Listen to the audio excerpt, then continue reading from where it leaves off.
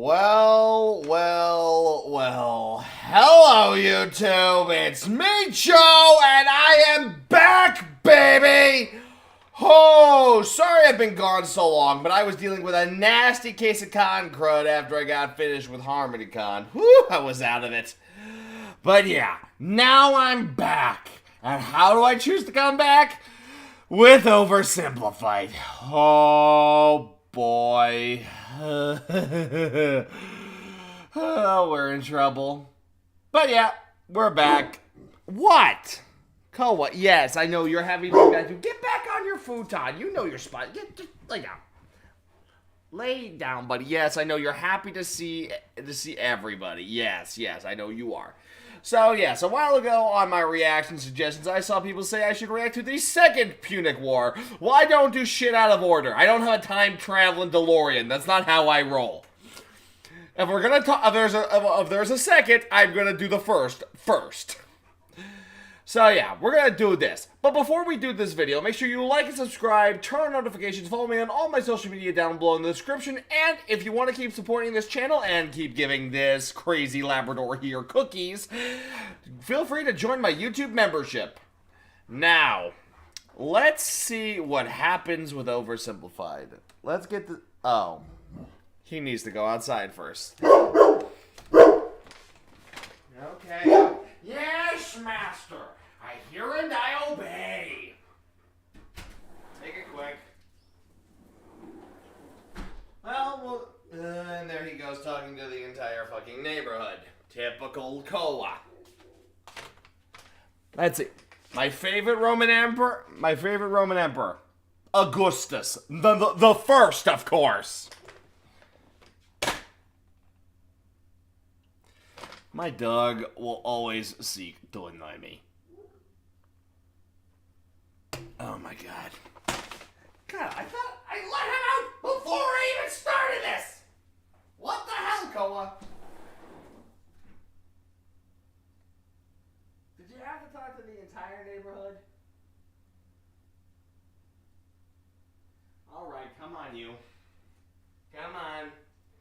Now you gotta look cute and steal all the views and all that other stuff and make people want to see you more than they see me. I'm not jealous whatsoever. Get up there. Just get up there and relax. Alright, enough of this. Let's see what's going on. 3, 2, 1, play. This video was made possible by NordVPN. Click the link below and get an exclusive deal with a huge discount and a 30-day money-back guarantee. Introducing our new, glorious, breathtaking bucket plushie. Limited Really? Available now, along with some Punic War character pins. Oh, Buy boy. them, or I'll marry your mother. It's your choice. Oh, Marcellus, you sure have a lot of dignitas. Kiss me. Okay. Hey, Dad. Hi, son. Just reading the newspaper. What can I do for you? Well, you know how you always say Rome is the greatest civilization in the world? It bloody well is. Well, I was just wondering, what makes us so great? How did we come to be? Wow. My son. Boy, let me take you on a journey. To this side of the room. The story of Rome begins with these beautiful baby boys going to town on some she-wolf mommy milkers. That's gross. You're gross! Sorry, son. It's ancient history. You're not gross. I love you. They're called Romulus and Remus. Yes. And when they grew up, in 753 BC, they founded Rome. But there was just one problem. They couldn't agree on which of them should be the king. But they worked it out peacefully, right? Oh, heavens no. Romulus caved Remus's skull in with a shovel. Here's a picture. Our first king committed fratricide? I know. Look at his face. When's the part where we become the greatest civilization, Dad? Well, you see, at first Rome was full of men. Oh, yeah. I'm talking like a real sausage party. You know what I mean? Yes, sir. So we invited some neighboring cities over for a big feast. And then we literally kidnapped all of their women. Here's a picture. Look at that one. She's like, this is messed up. You're messed up. Ugh. Yes, it was messed up. Sorry. Extremely messed up. I promise. So then, finally, After centuries of monarchy, those tyrannical kings started getting a little too big for their britches. So we overthrew the kings and established Rome as a republic. Is that when all the killing stopped? No. That's when the killing surged. Oh, baby. yeah. We went wild and conquered the Latin League, the Samnites, the Etruscans. Woo! What a rush. Dad, Rome seems pretty barbaric. You're barbaric! Oh, I forgot to tell you about the time a prophet told Saturn his son would one day overthrow him. So Saturn literally ate his own son seconds after he was born. I don't want to see a picture. Here's a picture. Dad! Look at that! That's messed up, man. Are we really this uncivilized? Hey! If we were so uncivilized, would we use communal toilets where we all fart and poo together in one big stinky, steamy, dirty toilet room? Yes. Dad. We would! Clean your butt with a sponge, Timulus! But all these guys just used it! What's wrong with your son, bro? I don't want to be Roman. This is so weird. You're weird! Sorry. You're not Were weird. any other I'm sure you're civilizations so great? Probably fine. Oh, come on! Oh, we're off to a great start. The Roman Republic. A nation that, since its foundation, had been stabbing necks all the way down the Italian peninsula. But this isn't the famous Roman Empire that ruled the known world. Not yet anyway. This is a relatively juvenile Rome, still just a regional power. In 264 BC, the big daddy of the Western Mediterranean was Carthage. Let's rewind a bit. Carthage was founded in 814 BC, when some Phoenicians in Tyre had a mega surplus of goods and decided to export those goods across the Mediterranean. They became the dominant trading power in the region, and to support their growing trade network, the Phoenicians established a number of colonies, one of which was Carthage. Therefore, Carthage began its life as a Phoenician trade colony, One of and the the biggest. Carthaginians were actually Phoenicians, or, if you're a Latin-speaking Roman, they were Punic. Hence the name of the video. Over the centuries, Carthage gradually expanded and became the region's base of power. Just like Rome, Carthage was a semi-democratic republic with its own senate and judiciary. But there were also some pretty hefty differences between the two. While Rome was big into farming and stabbing people in the neck, the Carthaginians, on the other hand, just like their Phoenician forefathers, had built their power through trade and navigating the waves. They went here and there, selling ivory tusks, gold, and slaves. And as a result, they were rolling in it. Whenever right. they weren't busy swimming around in their copious hoards of money. In their spare time, they also possibly enjoyed sacrificing their children to Baal, the god of... Let me just check my notes. Ah, yes. Plant fertility. Oh boy, these figs aren't looking too hot. Maybe if I throw my son into a burning pit of fire, they'll grow. Have you tried watering them, Dad? No, we'll try that second. As a result of all their trading, Carthage had emerged as one of the Mediterranean's superpowers. But wait, they said. Rome? What the heck is that? Well, I know it's a pretty obscure little country that you've probably never heard of. But this spunky young nation was about to upset the entire region's balance of power. Yep, this is... And there's an ad! Why? Oh, I don't need a new microwave. I'm all good. Initially, the two sides enjoyed relatively The friendly Greeks smell, relations, yeah, pretty and much. had even signed a couple treaties. But it was a relationship that was practically destined to turn sour. See, Yep. Rome had a thing where they liked to aggressively expand their boundaries, often viewing such expansion as a defensive act. Kinda like when you kill your neighbor, because you knew eventually they would have tried to kill you first. Meanwhile, Carthage was welcome them to extremely try. protective of its wealthy trade network. So if you put a very strategically important island between them... Ah, Sicily, 2 the + 2 motherland! equals war. Tensions Yeah, boy. rose, and the two sides began viewing each other with increasing disdain. Yep. The hard-working Romans looked across the water at the money-hungry Carthaginians and said, "Look at those dishonest crooks. Bet they've never done an honest day's work in their lives." And the Carthaginians looked back and said, "Look at those simple-minded brutes. Bet they've never sacrificed a baby in their lives." Yeah! While war between the two superpowers seemed inevitable, the event that finally triggered it was a little unexpected. The whole thing began with a few simple mad lads on a wild night out. Of course. These mad lads are called the Mamertines. Oh, They were God. Italian mercenaries employed by the tyrant of Syracuse. Here. But when he died, his successor said, "Sorry, fellas, we don't need any big burly men with sharp sticks anymore. You can all go home." Oh! The Mamertines, as it turned out, didn't want to go home. Yeah. So instead, they went to the nearby town of Messana and said, "Hey man, we are but poor little buff boys without a home. May we come in?" Aw, poor fellas. Sure thing. Just so long as you promise not to massacre all of us. And We that is promise. oh yeah, that is the very The first Mamertines thing then they did. massacred all of Yep. them. Well, not all of them, just the men. And they stole their homes and families. Hold up, Marcus, my boy. I am Tuscan and Sicilian, but Sicily, that is the motherland of my people. I am Sicilian.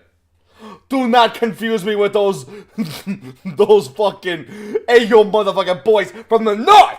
Do not insult me. Continue. Back with the massacring of the... Ha! This is my house now. This is my best dad ever mug now. And you guys are my new family. Son, wanna go play catch with your old papa? You're not my real dad! Ugh. Teenagers. Am I right, dear? You're not my real husband. Ugh, I'm so trapped in this marriage. Then get out! No. Messana was now controlled by the Mamertines, and they began raiding up and down the Syracuse coastline. When the new ruler of Syracuse saw this, he wasn't happy. The Syracusans began fighting back, and in response, the Mamertines said, "Oh crap, they're fighting back? What do we do? Quick, we'll convince the Carthaginians to come and save us." Oh no! We're in trouble, and we need a big, strong empire to come and rub our bellies. Why are you saying it like that? If I was a big, strong empire, I think I'd like to be seduced.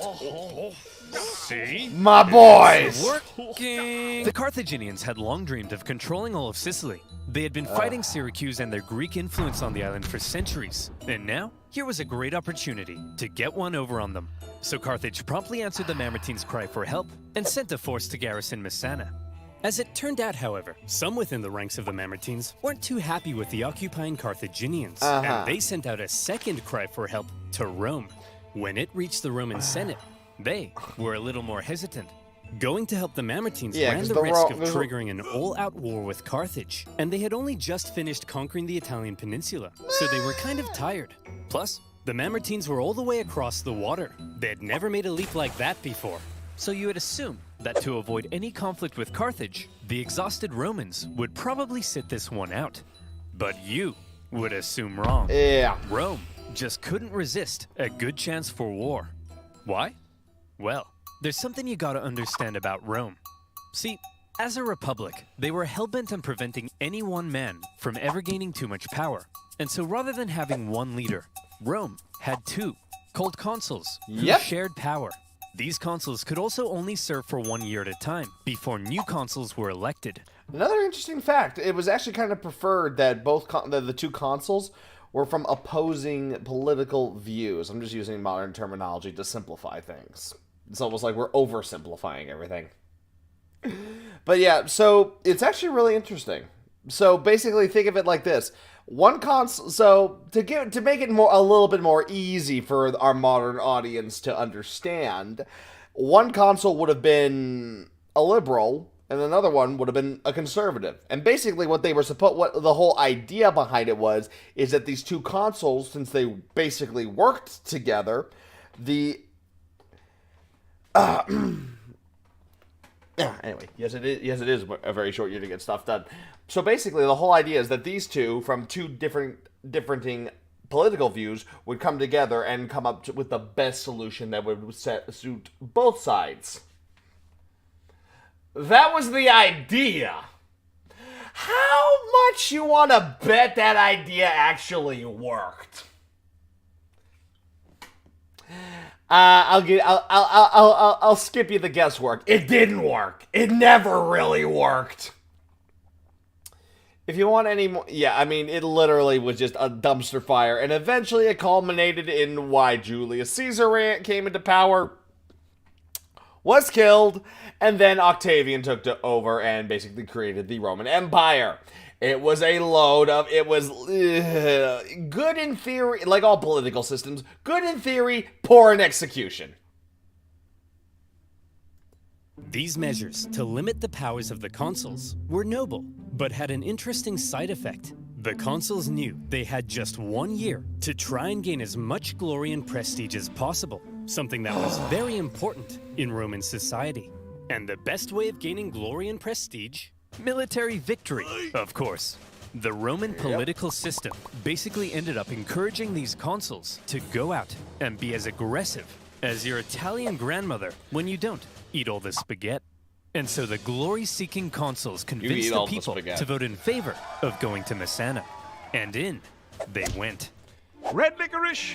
I get it! You want me to eat licorice! I like licorice! Cut me a break! Upon the arrival of the Romans, the Carthaginians in the city, amongst the confusion, were forced to leave. Now, in contrast to Roman aggression, the Carthaginian military had a slightly different philosophy. All right, kids, listen up. If you want to grow up to be Carthaginian military leaders, there's a few things you have to understand. If you fail to succeed on the battlefield, that's a crucifixion. Showing cowardice, yes. That's a crucifixion. Hello, sir. What are you doing here? Aren't you meant to be in Messana? Yeah, but the Romans showed up. So you just left? Sure did. Oh, you better believe that's a crucifixion. Yeah, Carthage was basically it's like you will either bring us victory or you will die there or here. It was basically choose where you wish to die. That was their society. It's welcome to Carthage. Choose how you wish to die. Will you die on the battlefield in glorious death and death bringing us great victory and glory, or will you run away, come home, and we'll kill you? Jesus. The Roman consuls were awarded for victory, and therefore tended to be aggressive go-getters. By contrast, the Carthaginian generals were brutally punished for failure, and so they tended to be more cautious and restrained. This dynamic is helpful for understanding some of the crazy things that happened during the Punic Wars. Yep. So, the Romans have crossed over to Messana, and now there was some red on the island. Hit that panic button. This turn of events was unacceptable to both Carthage and Syracuse, so the traditional enemies teamed up to kick the Romans off their island. They surrounded the city and said, "Hey, you jerks! This isn't your island! Come out of there at once!" Not yet. Okay, we're coming. See, Phil? You We're just gotta speak coming! with authority. That's what being an alpha male's all about. Hey, man. Hi. Oh, you brought your weapons and armor? Uh-huh. No, I didn't mean... Oh, crap. Out You're the dead. Roman legions came to engage the Carthaginians in battle, Ugh. and they sent them packing. With the Battle of Messana, whether intended or not, by going to help the Mamertines, They were the massacred. two sides had just slipped into an all-out war. And thus the Punic With Wars the initial begin. Roman victory, towns across Sicily, including Syracuse, began switching allegiance, because being a winner is more fun. But the Carthaginians weren't about to just give up that easily. In 262 BC, they began building up their forces at Agrigentum. So the Romans, being aggressive go-getters, aggressively go-got them. The Romans immediately laid siege, hoping to starve out the Carthaginian garrison. However, because this was the first time Rome had been fighting outside the Italian peninsula, across the water, they struggled to supply their forces. Logistics, And the before bane long, of every the Romans army. were as starving as Sup, the banana? Carthaginians they were besieging. They had to forage for food, leaving them open to ambush. And when Carthaginian reinforcements arrived, creating a double siege, things got really bad. Everybody starved each other for months until nobody could take it anymore, and they all finally came out for battle, which Rome won. Here's the report from the recent siege at Agrigentum, sir.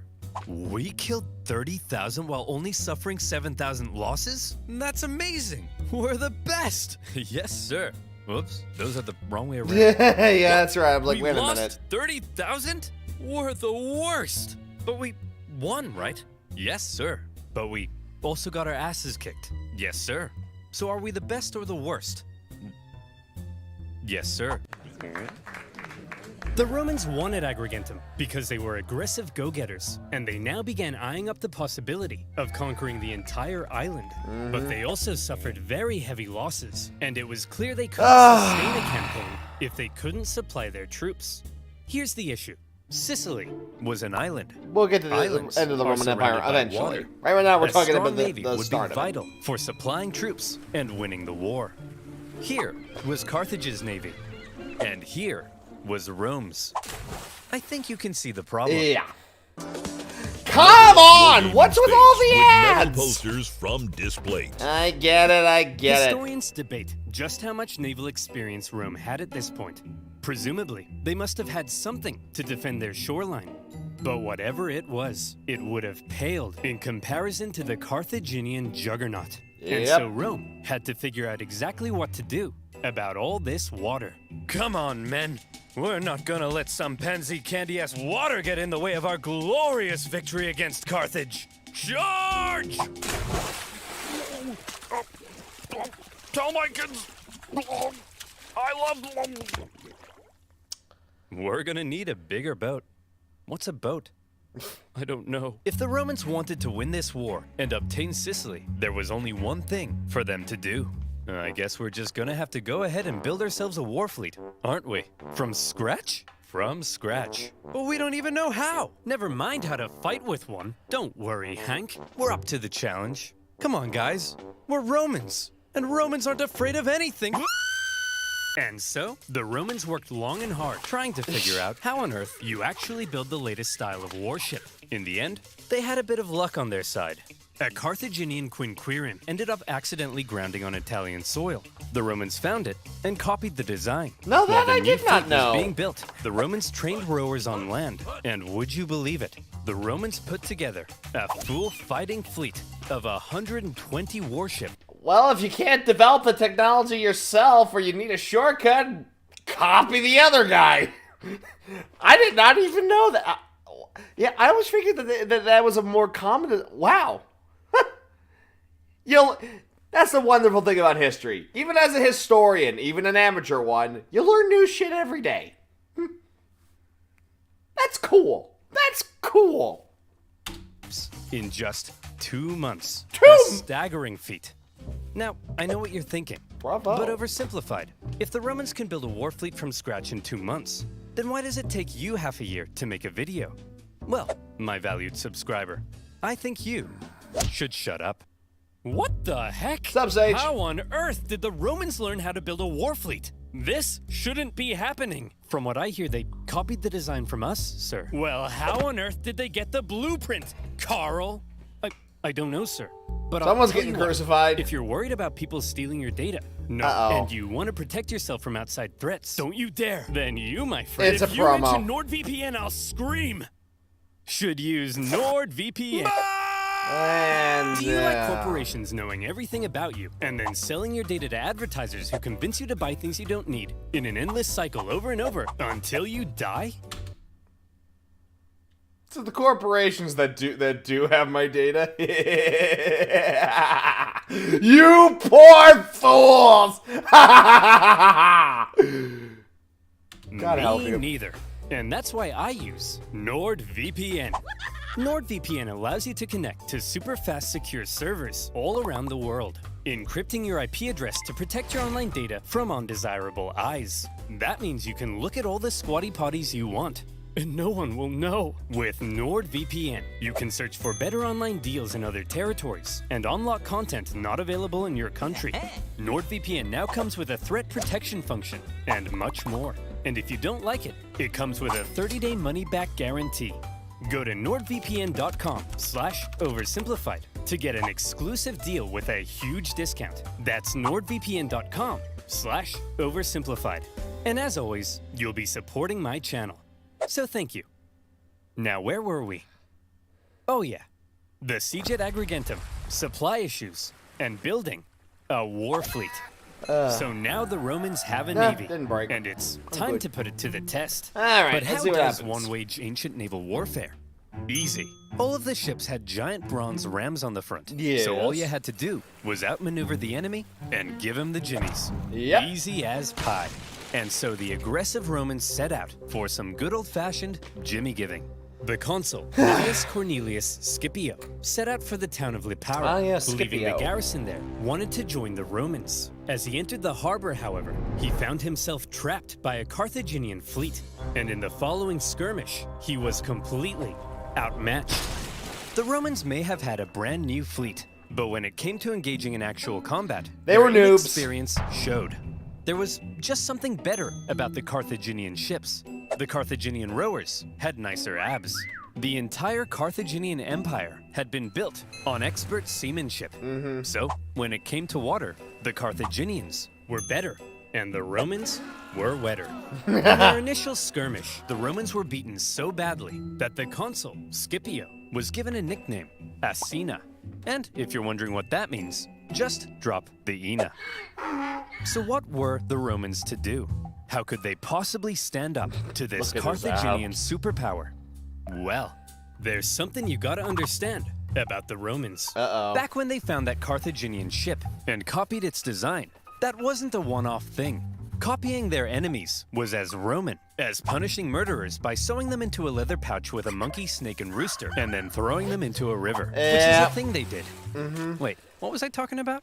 Ships. Oh yeah, copying their enemies. Many of the most famous Roman inventions were actually borrowed. Aqueducts, chariot racing, their gods. Even in warfare, the Romans would get pierced by a Sabine javelin, and they'd be like, wow. They'd get hacked to bits by an Iberian sword, and they'd be like, wow. And they'd copy the designs for themselves. However, they wouldn't just copy it. They would advance it, finding ways to adapt it as perfectly as possible. And in the case of naval warfare, the Romans realized if they wanted to beat the Carthaginians at their own game, they would have to adapt. The Romans excelled at combat on land, not on water. But what if, they said, we could somehow turn a sea battle into a land battle? Sounds crazy, right? Well, they made a couple of tweaks to their warship. Hello. And look, here they come again. They must love getting their asses kicked. Sir? What's that toll thing sticking out of their ships? Oh, I know what that is. They really are idiots. Look at that thing. That'll make them blow over. I mean, look at... Bob! Bob! Oh, you won't be laughing in a few minutes, bucko. Picture of it. I mean, how stupid can you be? Let's just add a big wooden tower to our ship that'll weigh us down and blow us over in the wind. I mean, what does that thing even do? The Romans had built a big swinging spiked gangway called the corvis. So when the Carthaginian ships approached to ram them, the Romans would just slam them. The Carthaginians tried going around, no problem. The corvis could swivel. Try going behind, the Romans would huddle to the coastline. It was foolproof. Those big, sexy Carthaginian rowing muscles could flex all they want, but they were no match for the Roman mind. So ladies, you see, what really matters is what's on the inside. Please go out with me. And with that, the Romans, who had only just recently began dabbling in the art of naval combat, thanks to their ingenious corvis, had just managed to outclass the Mediterranean seafaring superpower. The Carthaginians were stunned, and the general in charge of the defeated Carthaginian fleet Was crucified? well, Come on, I'm already got my own games. Thank you. Free Fire Max is now. you better believe that's a crucifixion. With their newfound control of the seas, the Romans could now more easily blockade coastal cities and supply their legions on land. Hell yeah. Surely, the Romans were now free to unleash their aggression all over the island. Haha! Hey Carthaginians, what are you gonna do now that we're free to rampage across the island? We're gonna go inside these walls and close this gate. Oh, come on, guys. Stop messing around. Come out so we can kill you. No. Oh, come on. No.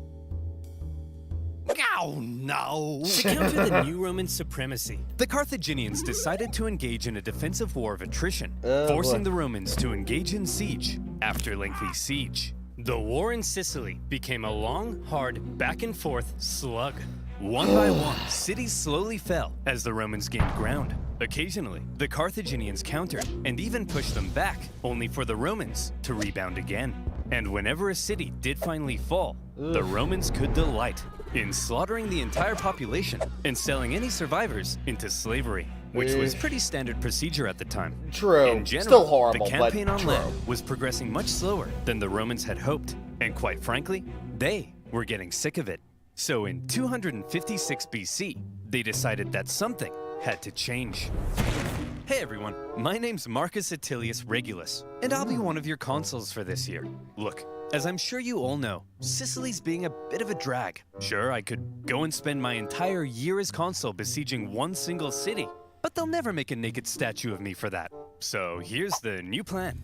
I'm gonna skip Sicily entirely, take my army, and go right for the heart of Carthage itself. I'll slaughter the men, enslave all the women and children, and when I return, you'll all build 1,000 naked statues of me. Marcus, that women and children stuff, that seems pretty evil and barbaric. No, Jim, it's perfectly normal in the ancient world. Yeah. Sometimes we even chop their pets in half. I wish you good Okay, guys. True, looks but like the I Romans are wish you coming good luck straight with for us Koa. this He ain't time. gonna take And that what will lion they do down. when they get here? They'll kill us all. They'll massacre each and every last one of us. They may even chop our pets in half. That's barbaric! No, Rob, it's actually pretty normal for the time. Yeah. We'd do the same to them. Who'll protect us? Funny you should ask, Mary. That's kind of why I called this meeting. Who will protect us? Protect our families, our homes, our children. You guys? Ha! Don't make me laugh. Why, you're just a bunch of stupid and weak farmers. Simple-minded buffoons. Cowards. Fools. Is there a Rob butt here coming? thinks enslaving women and children is barbaric. You're a snowflake, Rob. Yes, you are. The fact is, if the Romans manage to land on African soil, we're all gonna die. A terrifying, hideous, unspeakably painful death. Is that the end of that speech? Yes. Bruh. The Carthaginians had to stop the Romans from ever landing in Africa because they believed that would be the end. So as the Romans were building an invasion fleet, the size of which the world had never seen before, the Carthaginians were preparing an even bigger one to stop them. And in 256 BC, as the Roman invasion fleet made its way south, the stage was set for a humongous battle that saw 680 warships, around 300,000 men, fighting to decide the course of the war. To this day, the Battle of Cape Ecnomus remains possibly the largest naval battle in human history, all the way back in ancient times. So the next time your granddad tells you about the time he sank a Japanese aircraft carrier, kick him in the nuts. The Romans had a lot riding on this battle. They weren't just sending their warships, but transports as well, full of supplies and horses for their invasion of Africa. They therefore formed a protective wedge-like formation to punch through the long, thin Carthaginian line. The Carthaginian generals, however, desperate to prevent the Romans from reaching Africa, had a plan of their own.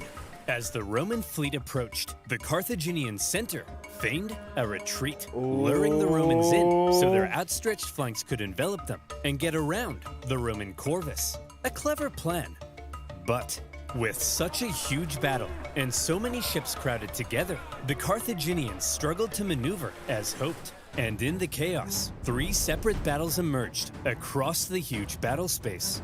With the number of ships limiting their ability to maneuver, the Carthaginians became sitting ducks, and all the Romans had to do was start swinging. The Roman center came out on top, and were then able to turn around and rescue their pinned down flanks. The battle of Cape Ecnomus was a Roman victory. And now we go on to part 2. That's right, it's a 2-parter today. We're doing the entire Punic War. After the gigantic battle at Cape Ecnomus, the Romans were now free to land on African soil. And so, they did. The Carthaginians chose to focus on defending the city of Carthage itself. So the Romans immediately took the city of Aspis, and were then free to raid and plunder the countryside. They took over 20,000 slaves, and a ton of booty. But then, some orders arrived from the Senate. Send home the booty. Oh, but I want to stay. No, Steve, not you. They mean the treasure. Well, we are not watching any more of this filth. So the other consul left with the booty, leaving Regulus and his forces on their own, and they began advancing towards Carthage. Along the way, according to the ancient writer Livy, they encountered a literal dragon. Now Livy was a Roman historian, so his account may be slightly exaggerated, but this, I believe. You know, As the yeah, Romans why not? continued Let's to have a plunder, dragon. the Let's have some Carthaginian fun. people flooded into the city. Now, not only was it in a major panic, but it was so crowded, the people began to starve. Don't panic, everyone! Look, I know you're all starving, Oh, but boy. I still have food for me. So, you know, it's not all bad. You You're wasting suck. your tomatoes! And you idiots wonder why you're starving? Oh well, it's just more food for me! Hum, yum, yum, yum, yum. Hum, yum, yum, yum. Things weren't looking good for Carthage. They had to do something to stop the Romans rampaging throughout their land. So they decided, finally, it was time to put an end to it. They headed out and set up on rough hilly terrain overlooking the Roman camp, and they prepared for battle. Now, while the Carthaginians were the traditional masters of the sea, on land, they weren't always the brightest. Case in point, setting up in this position overlooking the Roman Not camp good. was just about the stupidest thing they could have done. Yeah, no. Well, there's something you gotta understand about Carthage. The Carthaginian land forces actually suffered from a multitude of different issues. First of all, since the Carthaginians were rich, they could afford to pay a huge number of foreign mercenaries to fight for them. These mercenaries actually made up the vast majority of Carthage's forces, and therefore, Carthage's land armies were a melting pot of many different cultures. This, however, meant that if a battle wasn't going their way, there could be loyalty issues. Man, I ain't getting paid enough for this. You Balearic slingers better not be thinking of running away. What did he say? I don't know, man. I don't speak Phoenician. Let's get out of here. Clearly, there were also language issues. The Yep. military generals tended to be Carthaginian, but they made a lot of strange decisions. For example, one of the most feared assets of the Carthaginian army were the war elephants. Oh, To yeah. a Roman soldier who had never even seen an elephant before, this was like fist fighting, a literal monster. Yet the Carthaginians continually kept placing the elephants in the rear, where they were no use. In a similar fashion, the neighboring region of Numidia provided Carthage with the most skilled cavalrymen in the world. Oh, But the yes. Carthaginians often were chose famous to for fight it. on rough, uneven terrain. Not where good horses for and cavalry. elephants were less effective. And so, in this case, when the Carthaginians again chose the rough terrain near the Roman camp, the Romans easily sent them packing. Wow, Regulus, we're mere miles from Carthage. You sure are amazing. Yes, Steve, I know. Steve, what's the matter? We've almost won. I just wish I could be as great as you, Regulus. Steve, you're amazing. I mean, look at this thing. It's unbelievable. I know. To answer your question, Sean, which siege do I think is most overrated, Stalingrad or the 55-day siege of Peking? The most overrated siege.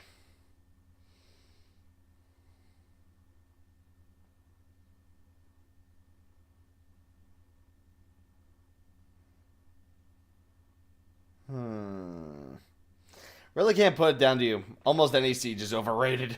Oh, but I mean like, at war stuff. I'm such a noob. My tanks always get blown up. I can't even fly an aircraft straight. War Thunder, I'm assuming. Tanks? Aircraft? What are you talking about, Steve? I'm talking about free-to-play online multiplayer combat games. Yep! And this video's sponsor... And oh, brilliant! A double feature of ads! War Thunder! War Thunder is the most comprehensive vehicle combat game ever made. Don't just drive the tank, become one with the tank. You can play as more than 2,000 battleships, aircraft, tanks, and helicopters in dynamic player versus player combat. With amazing 4K graphics, each vehicle is incredibly detailed and modeled down to their individual components. And for history nerds like you and I, the vehicle collection in War Thunder spans yeah. over 100 years of military development, from the 1920s to the present day. I love the detailed damage mechanics in War Thunder. You ever think about how the exact angle a shell hits an armored vehicle affects the resulting damage? War Thunder has. Every bullet and shell is simulated with realistic destruction. That's the kind of thing that gets me up in the morning. There's some things and by that using just... my link in the description below, new and existing Bro, users can get an exclusive oversimplified decal to make their T50 tank look extra spicy. Plus, you'll get a huge bonus pack, including premium vehicles And plus, boosters. in truth, So play Marcus, this War is Thunder in now their on video, PC, and Xbox, yeah, and so I PlayStation. can't skip and this as one. always, by using my link, you'll be supporting my channel. So thank you. Now, where were we? Oh yeah. Invading Africa, getting some booty, and sending the Carthaginians packing. Everything was looking up for Regulus. A Roman victory seemed like it was only a matter of time. But then, Regulus realized something. He had been consul for almost a year, and his term was coming to an end. He knew that if his successor took over and he finished the job, then he would get the naked statues, not Regulus. And there was no way Regulus was going to allow that. So he jumped the gun. You there, Carthaginian boy. I want you to deliver a message to your elders. I, Marcus Attilius Regulus, demand the total and unconditional surrender of Carthage. Unconditional surrender? Jeez, at least lay siege and starve us all to death first. Just deliver the message, you punk. He demands your total surrender. What? Jeez, at least lay siege and starve us all to death first. Hey, that's what I said. Well, boys, this Roman thinks we're out. But we're not out, are we, boys? No. We'll do what we always do in times like this.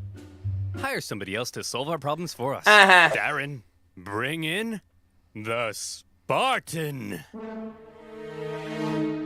Regulus's overly harsh demands had the unintended effect of reinvigorating Carthaginian resolve. They brought in a mercenary from the famed land of Sparta named Xanthippus to help take them out of this situation. And we all know what Spartans are like. That Xanthippus movie was showed a up and fucking immediately took fabrication. charge. He Still had a look awesome, around though. and said, "You idiots, put the elephants in front of the army so they can smash into the Romans. And stop fighting on rough, uneven terrain. Find a big flat field so your superior cavalry can do their job. And what's this I hear about you giving a speech telling everyone they're gonna die?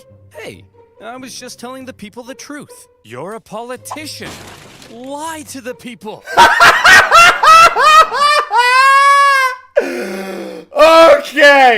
Okay. You're a politician. Lie to the people. Never was there a more apt description of a job. You are a politician. Lie. Fucking hell in a handbasket. Yeah, I mean, seriously, yeah, that isn't that like what like just politicians are supposed to do? Lie. And so Xanthippus led out the newly reformed Carthaginian army to meet Regulus in the Battle of the Bagridas River. The elephants, now in the front, smashed into the Roman lines, causing disarray. The cavalry, with total freedom of movement, outflanked the Roman infantry. Thanks to this impressive Spartan, the battle was a total Carthaginian victory. And Xanthippus, for his stunning victory, was forced to flee Carthage because the leadership got jealous. Regulus, the Roman consul, was captured during... He wins your battle, and you kick him out. You deserve to lose at this point. the battle. Legend has it, he was brought before the Carthaginian council, and they made a proposition. Well, Reggie, not looking so good anymore, is it? Looks like we beat you pretty bad, huh? Up yours, you Punic pansies! Now, Regulus, nobody likes a sore loser, do they? No. How about this? We're gonna send you back to Rome, and you convince the Roman Senate to surrender to us. If you fail, though, you gotta come back so we can torture you to death, okay? Okay. You promise? I promise. Hey guys. Whoa, Regulus! We thought you got captured. I did, but they sent me back to convince you to surrender. Should we? Surrender? No! Never surrender! Give 'em hell, boys. They're at the end of their rope. Anyway, I gotta go be tortured to death now. What? Yep, part of a deal I made. It's a long story. Whoa, hey, wait! Regulus! No, it's cool, guys. I promised. Regulus! This is ancient times. We massacre entire populations. We chop pets in half. You can break a promise. No, Tim! You never break a promise! That's too far! And so, Regulus went back to Carthage and was tortured to death. And for keeping his promise, he was immortalized as the leading symbol of Roman virtue. Got his wish, Hey, I guess. You want to go to the show tonight? Don't worry, it's included. Meanwhile, after their defeat in Africa, the remaining Roman survivors, still in Africa, were still in Africa, and they needed to be rescued. So the Romans sent their fleet to pick him up and bring him home. They successfully fended off a Carthaginian fleet, grabbed the survivors, and made their way to Sicily. A great success. But then, things took a turn for the worse. Uh-oh. Sir? That cloud looks kind of angry. Fear not, coward. If we Romans can build a war fleet from scratch and defeat the Carthaginian Empire at their own game, why, then even Mother Nature herself will crumble. And you before us. jinxed I it! laugh in the face of Mother Nature. Ha ha! See? Come on, guys. Laugh at Mother Nature with me. Ha ha! You fool! You deserve that! 284 ships, nearly 80% of the Roman fleet was destroyed. As many as 100,000 men drowned in a terrifying act of nature. Never before had Rome lost so many men in a single incident. 100,000 casualties for any other nation would be crippling. Any other nation would hastily sue for peace. Any other nation would spend decades trying to recover. But Rome was not just any other nation. No. Infamous they're for its crazier. unrelenting determination in the face of overwhelming odds, Rome said, well, I guess we'll just have to build another fleet. And they did. In just 3 months, they built 220 more ships. An astonishing feat. The Romans sent out their brand spanking new war fleet, and Goddamn, Mother they Nature got was caught pissed. in another storm. This time, a whole nother fleet was lost. And still, the Romans did not give up. The Carthaginians couldn't believe it. Their enemy had just lost hundreds of thousands of men, had 2 fleets almost entirely destroyed, and they still wouldn't surrender.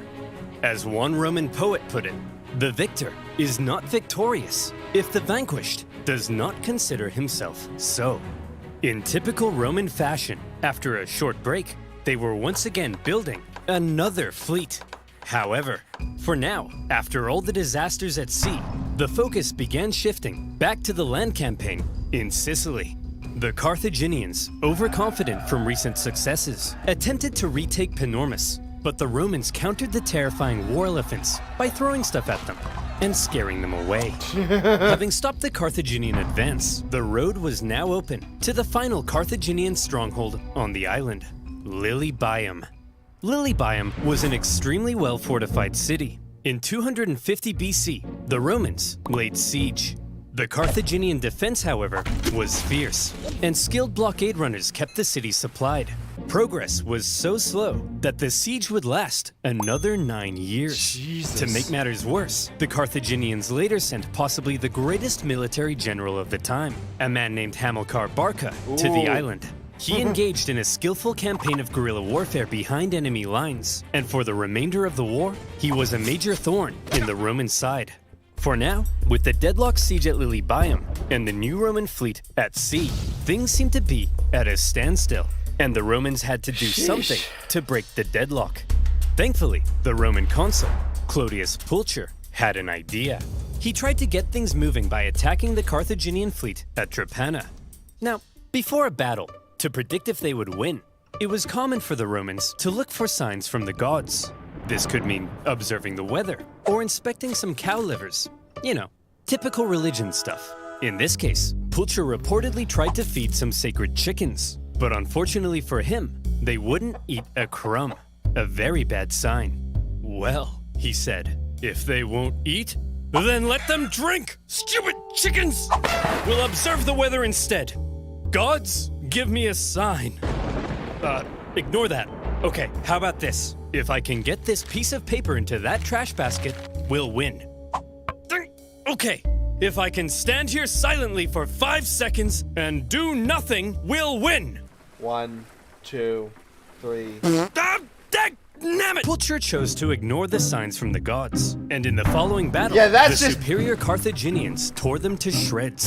It also didn't help that by now the Romans had removed the corvis to stabilize their ships, and without their secret weapon, it was a disaster, and Pulcher was disgraced. Yeah, I To believe make it. matters worse, the victorious Carthaginian fleet then went on to intercept a Roman supply fleet on its way to Lilybaeum. As they approached, however, they saw the signs of an incoming storm, so they took shelter. The Romans, on the other hand, said, "Onward, men! Set sail! We've got to deliver these supplies stat." But sir, those clouds, don't you think we ought to have learned our lesson by now? Yes, Brian, we ought to have. But you did. We haven't. Another fleet and 50,000 men lost Jesus in another Christ. storm. Oh my God. Disaster. Now, at this point, there still really isn't a clear winner. Sure, the Romans have captured most of Sicily and cornered the Carthaginian land forces at Lilybaeum, but the continued disasters at sea were critically depleting their resources, and without a strong fleet, Rome could not win. Yeah. Meanwhile, Hamilcar Barca was still knocking about and Yeah, how's he creating doing? even more problems. So, where do we go from here? How does this war finally end? Red licorice? Or I black? get it! You want me to eat licorice! Oh, you think you've had licorice? By now, the two sides had been Yeah, they fighting would've for been both 23 years. extremely exhausted They at this point. were exhausted. Their money, their resources, their strength were all utterly spent. The Carthaginians in particular were eager to see the war end so they could get back to trading and making money. So after the latest Roman disaster at sea, they said, look, there ain't no way in heck the Romans can come back again. They can't possibly afford to build another fleet. They're done. They're gonna build That's another fleet, it. aren't they? Recall the Navy, repurpose them as merchant ships, and let's get back to making some money! Assuming the Romans would soon make peace, an anti-war faction within the government recalled a large portion of the navy, leaving Hamilcar on his own. The victors appeared to be declaring themselves victorious. Meanwhile, the vanquished were getting ready for round 5. The Romans built another fleet, this Yeah, time heavily Rome ain't relying hear no on bell patriotic yet. donations from the upper classes to afford it. And once again, they put to sea. Sir?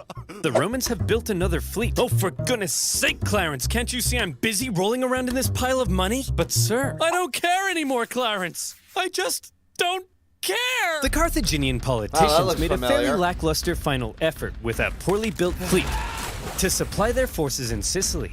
But when the brand new Roman fleet caught them at the Battle of the Agades, Jeez. even without their signature corvis, they dealt them Decimated. the final blow. And that was that. 23 years of war. Neither side could afford to keep fighting, but the Romans showed that they intended to anyway. The Carthaginians had no choice but to throw in the towel. Yep. The war had been long and hard for both sides, but in the end, it was Roman determination that won the fight. The Romans had spent the entire war trying to find a way to deliver the knockout blow. They learned how to build a fleet and engage in naval combat. They developed ingenious new ways of waging war. They attempted an invasion of the Carthaginian heartland, and whenever disasters struck them, they always came back, again and again. The Carthaginians, on the other hand, spent the entire war watching whatever Rome did, and then figuring out how to respond. They were much more passive, and so, it's no wonder then that when both They sides weren't were aggressive close to go-getters. collapse, Rome was the one who figured out how to go that little bit further. In 241 BC, the Carthaginian politicians sent word to Hamilcar Barca that he was on his own and could choose to make peace with the Romans if he wished. Hamilcar was stunned. He felt betrayed by the politicians. Some sources say he refused to even negotiate. Nevertheless, terms had to be drawn up.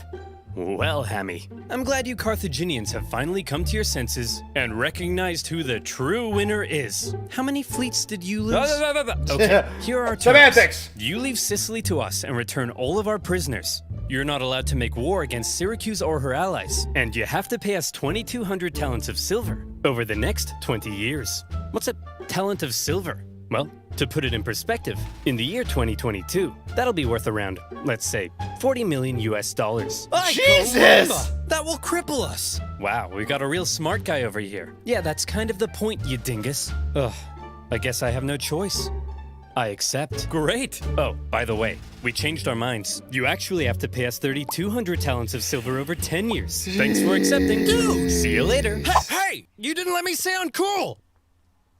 He didn't let me stay on cool. The treaty was extremely punishing, and by switching up the terms at the last minute, they enraged the Carthaginians. I bet. But still, one of the longest and deadliest wars at the time was finally over. The Romans had won.